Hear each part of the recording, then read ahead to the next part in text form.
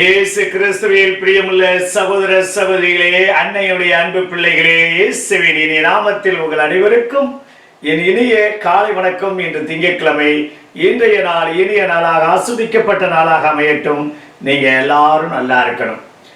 பிரியமான சகோதர சொல்லி, இன்று கைம்பெண் காணிக்கையை ஆண்டவர் ஆசீர்வதிக்கின்றார், பாராட்டுகிறார். இப்படித்தான் ஒரு பணக்காரர் 2 கரங்களிலும் சூட்கேஸை எடுத்துக்கொண்டு ஒரு பாலத்தின் மேல் நடந்து சென்றாராம். அந்த பாலத்திற்கு முன்பாக 3 சக்கர சைக்கிளில் நிறைய பொருட்களை ஏற்றிக்கொண்டு ஒரு ரிக்ஷாக்காரர் அதை தள்ள முடியாமல் கஷ்டப்பட்டு கொண்டிருந்தார். யாரும் உதவி செய்ய முன்வரவில்லை. கனம் அதிகமாக இருப்பதால் அவரால் பாலத்தின் மேல் ஏற்ற முடியாத ஒரு சூழ்நிலை. இந்த 2 சூட்கேஸில் வைத்திருப்பவர் நினைத்தார், நாம் எப்படியாவது உதவி செய்யலாம் என்று. ஆனால் 2 சூட்கேஸ்களையும் கீழே வைத்துவிட்டு ரிக்ஷா வண்டியை தள்ளுகின்ற போது யாராவது சூட்கேஸை தூக்கி ஓடி விடுவார்களே என்ற ஒரு பயம். ஆகையால் அவர் 2 சூட்கேஸை தூக்கி பாலத்தின் மேல் நடந்து சென்று விட்டாராம். பிரியமான சகோதர சொல்லே, நிறைய நேரங்களில் நம்முடைய உணர்வும் இப்படித்தான். பிறருக்கு உதவி செய்ய வேண்டும் என்ற அந்த ஆவல், அந்த உணர்வு, அந்த ஆசை இருந்தாலும் நமக்கு எதுவும் நேர்ந்து விடுமோ, நம்முடைய பொருளை யாரும் கவர்ந்து விடுவார்களோ, நம்முடைய உடைமை எடுத்து சென்று விடுவார்களோ என்ற பயம். இன்று இந்த ஏழை கைம்பெண்ணுடைய காணிக்கையை ஆண்டவர் பாராட்டுகிறார். அதாவது ஆண்டவர் வாழ்ந்த காலத்தில் கைம்பெண்கள் ஓரங்கட்டப்பட்டார்கள், ஒதுக்கப்பட்டார்கள். அவர்களுக்கு உரிய உரிமை கொடுக்கப்படவில்லை. அவர்களை ஒரு மனுஷியாக கூட கருதாத ஒரு சூழ்நிலை. கைம்பெண்கள் காணிக்கை இடுவதற்காகவே இடம் ஒதுக்கப்பட்டிருந்தது. அதுவும் எருசலேம் ஆலயத்தில் 2 காசுகளுக்கு மேல்தான் இட வேண்டும் என்ற வரம்பும் சட்டமும் இருந்தது. அதுவும் அறிஞர்கள், விவிலிய அறிஞர்கள் கூறுகிறார்கள், 2 செப்பு காசுகள் என்பது அந்த கைம்பெண்ணுடைய 2 நாள் சம்பளம். அந்த 2 நாள் சம்பளத்தையும் காணிக்கை பெட்டியில் இடுகிறார்.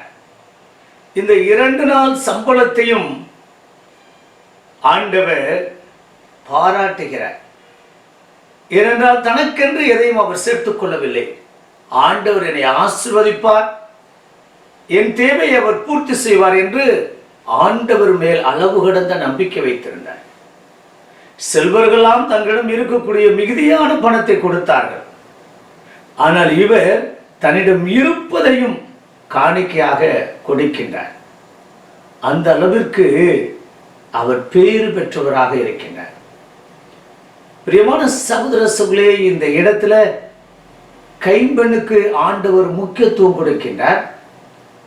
அவரே அதிகமாக காணிக்கை இட்டார்.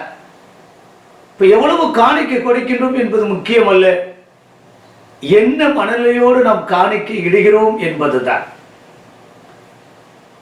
தனக்கு மேலானவற்றை காணிக்கை கொடுப்பதையும் விட தனக்கு உள்ளவற்றில் இருந்து காணிக்கை கொடுப்பதே மேலானது.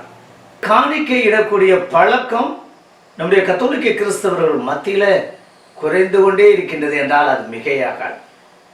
இன்று ஆலயத்துக்கு வருகின்ற போது பெரிய பெரிய செல்போனை எடுத்து வருகிறார்கள், ஆண்ட்ராய்டு போனை எடுத்து வருகிறார்களே தவிர அந்த காணிக்கை இடக்கூடிய அந்த பழக்கம், அதற்கான பணத்தை யாரும் எடுத்து வருவதில்லை.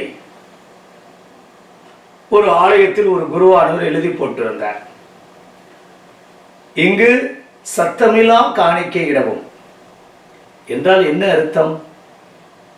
இங்கு சில்லறை காசுகளை போடாதீர்கள், இங்கு காணிக்கை இட்டால் சத்தமில்லாத காணிக்கை நோட்டுகளை போடுங்கள். பிரியமான சகோதர சொல்லி, இன்று நோட்டுகளை போட்டாலும் கூட ஆலயத்துக்கு வரக்கூடிய அந்த பணத்தில் வாரந்தோறும் 3-4 செல்லாத நோட்டுக்கு வந்துடும். அள்ளுக்கு பிடித்த கிழிந்த அல்லது செலோட்டை போட்டு ஒட்டிய அல்லது வேறு மாதிரியான நோட்டுகள், இப்படி செல்லா காசுகளை உண்டியல் பெட்டியில் இடுவதை நாம் பார்க்கிறோம். பிரியமான சகோதர சொல்லே, அந்த பெண்ணை பாராட்டிய கடவுள் நம்மை எப்படி பாராட்டுவார்? இன்றைக்கு தட்டு காணிக்கையோ அல்லது ஆலயத்தில் காணிக்கை இடுவது மிக மிக குறைந்து கொண்டே இருக்கின்றது என்றால் அது மிகையாகாது. இந்த பழக்கம் இருப்பதை, தமக்கு அளவுக்கு மீறி இருந்ததை அவர்கள் காணிக்கையிட்டார்கள் என்று சொல்லப்படுகிறது. இன்று அதை கூட அதிகமாக இருக்கக்கூடிய நபர்கள் கூட காணிக்கையில் போடுவதை தவிர்க்கின்றார்கள். ஏன் என்று தெரியவில்லை.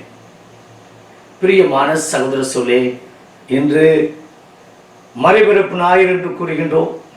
தவ காலத்தில் உண்டியல் கொடுக்கப்படுகிறது, அல்லது வேறு ஏதாவது ஒரு உதவி பங்கு தந்தை அறிவிக்கின்ற போது என்ன மனநிலையோடு நான் காணிக்கை கொடுக்கின்றேன்?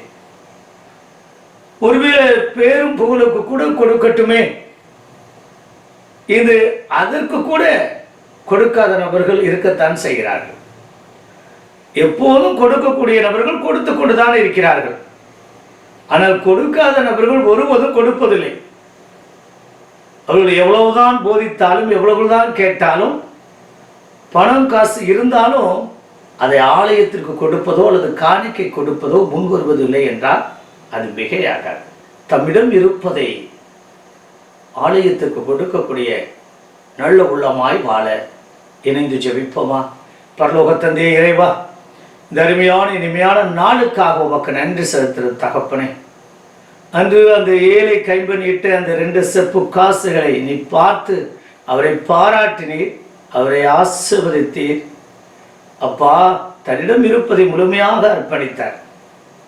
அவருக்கு போதுமானது இல்லை என்றாலும் நீர் அவருக்கு ஒவ்வொரு நாளும் படியெழுப்பீர், அவருடைய தேவையை நிவர்த்தி செய்வீர், பூர்த்தி செய்வீர் என்று நம்பினார். அந்த அளவுக்கு கடந்த நம்பிக்கை. அப்பா, எங்களுக்கும் அப்படிப்பட்ட நம்பிக்கை கொடுத்து சிறு சிறு காரியங்களில் எங்களுடைய பங்களிப்பும் எங்களுடைய உடனிருப்பும் எங்களுடைய பகிர்ந்தளித்தலும் என்றும் இருக்க கிருபை தரும்படி எங்கள் ஆண்டவராகிய இயேசு கிறிஸ்துவின் நாமத்தில் ஜெபிக்கிறோம் நல்ல பிதாவே. ஆமென்.